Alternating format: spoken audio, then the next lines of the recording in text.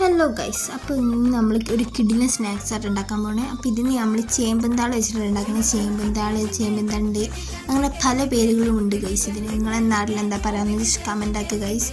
First നമ്മൾ അതിൻ്റെ തൊലിയൊക്കെ ഒന്ന് കളഞ്ഞെടുത്ത് ചെറുതാക്കി ഇങ്ങനെ മുറിച്ചെടുത്തിട്ടുണ്ട് കേട്ടോ. പിന്നെ അതിന് ചെറിയ ചൂടുവെള്ളത്തിൽ ഉപ്പിട്ടിട്ടൊന്ന് കഴുകിയെടുക്കുന്നുണ്ട് കേട്ടോ. ഇല്ലെങ്കിൽ ചെറുതായിട്ട് ചൊറിയാൻ ചാൻസ് ഉണ്ട്. അപ്പോൾ നമ്മളത് പോക്കാനാണ് ചെറുതായിട്ട് ചൂടുവെള്ളത്തിൽ ഉപ്പിട്ടിട്ട് കഴുകിയെടുക്കുന്നത് കേട്ടോ. പിന്നെ നിങ്ങളുടെ നാട്ടിൽ എന്താ അത് പറയാമെന്നൊക്കെ കമൻ്റ് ആക്കുക. നിങ്ങൾ ആദ്യമായിട്ടാണോ അല്ലെങ്കിൽ നിങ്ങൾ ഉണ്ടാക്കലുണ്ടെന്നൊക്കെ കമൻ്റ് ആക്കുക കേട്ടോ. നല്ലോണം കഴുകിയെടുക്കുക ഗൈസ്. അപ്പോൾ ആ തണ്ട് നല്ലോണം ഒന്ന് കഴുകിയെടുത്തിട്ട് ഒരു മിക്സിൻ്റെ ജാർ എടുക്കുക. അതിലേക്ക് പിന്നെ നമ്മൾ ആവശ്യത്തിന് ഒരു കപ്പ് അരിപ്പൊടി ഇട്ട് കൊടുക്കുന്നുണ്ട്. അതേപോലെ ഒരു കപ്പ് കോൺഫ്ലവർ പൊടി ഇട്ട് കൊടുക്കുന്നുണ്ട് കേട്ടോ. ആ വീഡിയോ ഒന്ന് ജസ്റ്റ് മിസ്സായതാണ്.